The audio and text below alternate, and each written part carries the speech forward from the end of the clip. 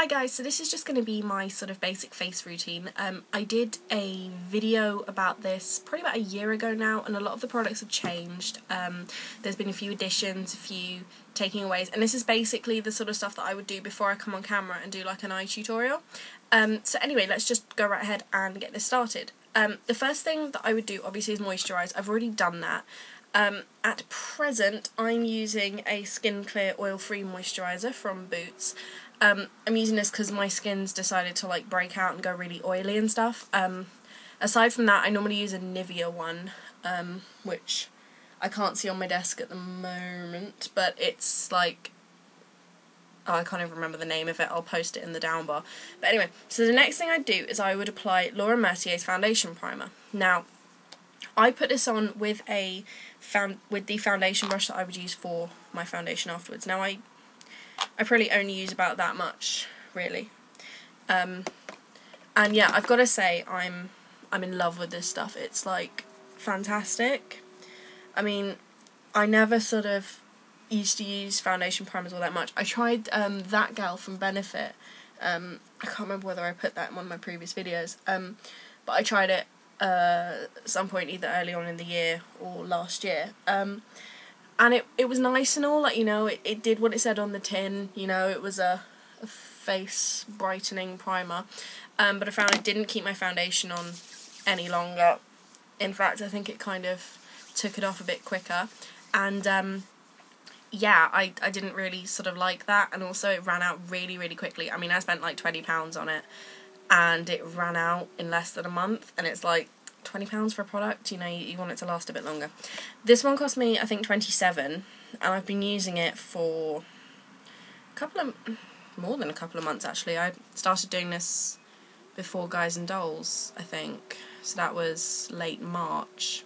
It's now mid-June, and as far as I can tell, it's not even halfway gone. You get 50ml for £27, or you can get a bigger one, which is 36, but I'd never tried it. Well, I tried it in a little pot thing, but I wasn't sort of sure and stuff, so I got the smaller one. Anyway, sorry, enough about my rambling about Laura Mercier. Next I put the foundation on, and there's a couple of foundations which I've been using quite a lot now. I'm just trying to spot where I put the second one, because I haven't used it in quite a while. I'll just show you the one that I'm using now. The other one that I would use would be the Smashbox Camera Ready foundation, and I've got that in the lightest shade. That's pretty good, but at the moment, especially because my skin's breaking out, I'm liking Clinique's Anti-Blemish Solutions, which it comes in a tub like that, and it's £20 for 30ml, and I just put that on with the foundation brush that I used earlier.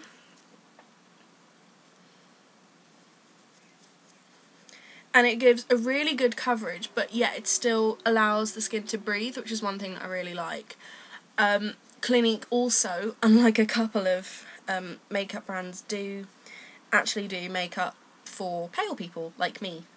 Because I find that a lot of places, especially drugstore places actually, don't tend to cater for very pale skin types. So, like, I mean, I'm sort of on the borderline of quite pale. And it's quite irritating going to like drugstore places. I go to like Boots and Superdrug and stuff, and yeah, it's kind of annoying, but I find that a lot of more high-end places, great for the cost, do paler foundations. In fact, I automatically pretty much will go up to someone and we'll try the palest one first, and I went to Illamasqua in summer and found out that their palest one is actually literally a stark white, which is fantastic if you're doing like gothic makeup or stage makeup or something, like, or Halloween. I mean, if you were going as a geisha or something like that, that'd be fantastic. It'd be a great change from just like face paint, which a lot of people use.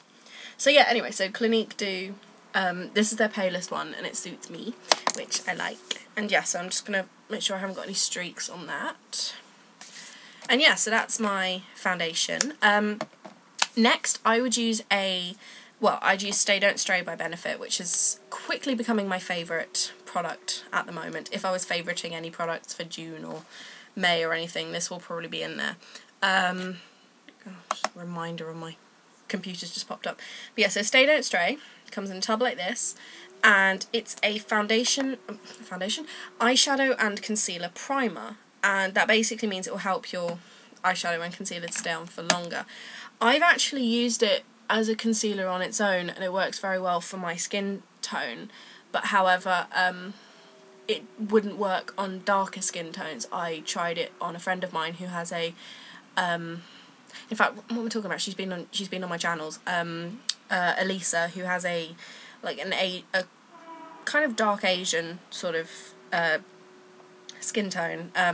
If you don't know what Elisa's skin tone is like, then I'll put a link to one of the videos she's in up here.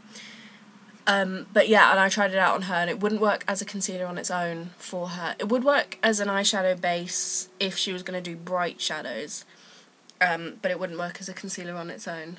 So she'd have to put a concealer over the top of that. But yeah, so you just kind of dot it like on your eyelid and underneath, kind of where you'd get your eye bags, you know, if you haven't slept enough and stuffs. So I would just kind of place it there, really. And then you put it wherever else you're going to put concealer later. So I've got a little bit of a blemish there. I've got a horrible one underneath my fringe. Just going to pop that on there. And then I put some just kind of on my cheek areas, because I tend to get really, really pink there. And if I'm going to put a blush that's not pink, I like to kind of wipe out the colour before I start. Right, so you got that on, and then you can go ahead and put a second concealer over the top if your spots or anything are really quite bad.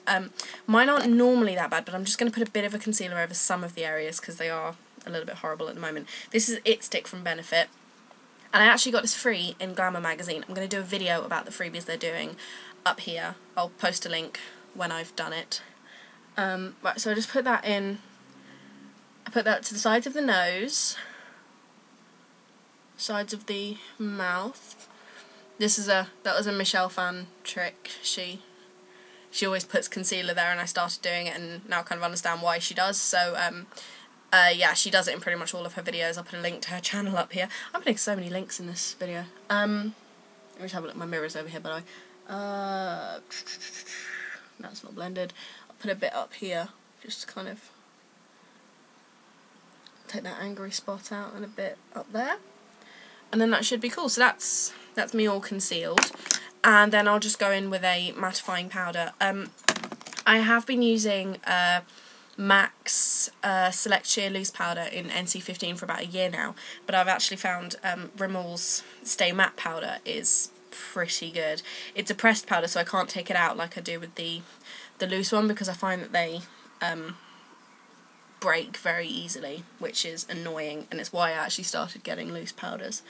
But if I'm just doing my makeup to go out, I find that this does work very well to keep everything matte and everything normal. And yeah, so that is my basic face routine. As you can see, it's kind of given me a really nice blank canvas to start my makeup with. You can't really sort of see, well, that much, any kind of areas of discoloration, anything that I wouldn't want to show on my makeup, so it does give me a very nice canvas for my makeup. It'd be interesting to see what other people use for their like face routines, so you know, post me a comment or a video response or something, and just kind of let me know different products, because obviously I know the ones which work for me, but you know, I mean, there might be different ones which work for other people, or I mean, maybe you've had bad experiences of the products that I use or whatever, so it'd be lovely to know what you guys use. And I will speak to you guys all soon, and if you have any requests for videos, videos, reviews, or anything, requests for aliabombalia@live.co.uk, send me an email, and I will talk to you guys soon. Bye.